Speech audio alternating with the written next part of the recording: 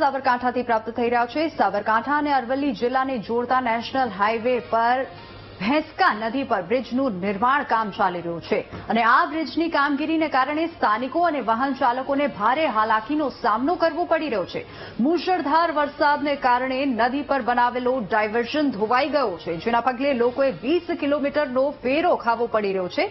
વરસાદને કારણે નદીનો પ્રવાહ વધતા આ ડાયવર્ઝન બીજી વખત ધોવાયો છે। પરિણામે ભેંસકા નદીના કિનારે કાનપુરના પાણીના કૂવામાં નદીનું પાણી ભળી જતા પીવાના પાણીની સમસ્યા પણ સર્જાઈ છે। આ ઉપરાંત ડાયવર્ઝન ધોવાઈ જવાથી લોકોને કાનપુર, લક્ષ્મણપુરા, જીંજવા અને રેવાસ જેવા ગ્રામ્ય વિસ્તારોમાંથી ભિલોડા સુધીનું 20 કિલોમીટરનું અંતર કાપવું પડે છે।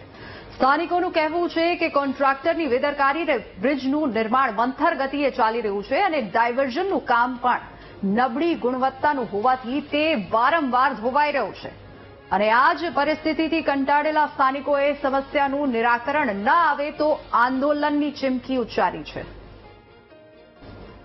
ધોવાથી ઘણી મોટી સમસ્યાનો સામનો કરવો પડી રહ્યો છે। આ રાજસ્થાનથી અંબાજીને જોડતો રોડ છે, હાઈવે રોડ છે, એ હવે નેશનલ રોડમાં ફરી રહ્યો છે, ત્યારે એનું જે પ્રોપર કામ થવું જોઈએ એ થતું નથી। ડાયવર્ઝન જે મૂકવામાં આવ્યો છે એ એકદમ મનસ્વી રીતે સમજણ વઢણનો મૂકવામાં આવ્યો છે, કારણ કે નદીના પ્રવાહને જયારે પસાર કરવાનો હોય ડાયવર્ઝનમાં થઈને તો એની સાઈઝમાં ભૂંગળા નાખવા પડતા હોય છે।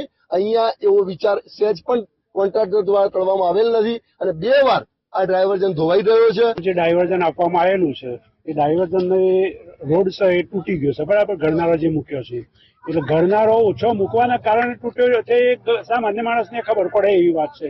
એટલે જો આ ઘરનારો 6 મૂક્યો હોય એની બદલીમાં 12 ઘરનારો મૂક્યો હોત તો વધુ ના હોત એમ। એટલે ઘરનારો ઓછો મૂકે તેનું મુખ્ય કારણ છે અને એના લીધે હાલ રસ્તો તૂટી ગયો છે। એના લીધે દરેક લોકોને ઈડરથી ભિલોડા જવા માટે દરેકને અહીંથી ડાયવર્ઝન આપવું પડે, એટલે અહીંથી કાનપુરથી સીધું લક્ષ્મણપુરા જવું પડે, લક્ષ્મણપુરાથી જીંજવા જવું પડે, જીંજવાથી રેવાસ થઈને ભિલોડા જવું પડે।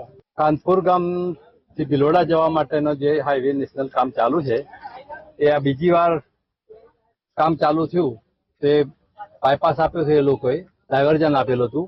એ ડાયવર્ઝનની અંદર 30-40 ફૂટ ભૂંગળા મેકીને બાકીની નદી છે 70-80 ફૂટ કે 300 ફૂટ જેટલી લાંબી થાય, એની જગ્યાએ વધારે ભૂંગળા કરવાની અંદર એમને થોડા ભૂંગળામાં જ કામ પતાવી દીધું છે।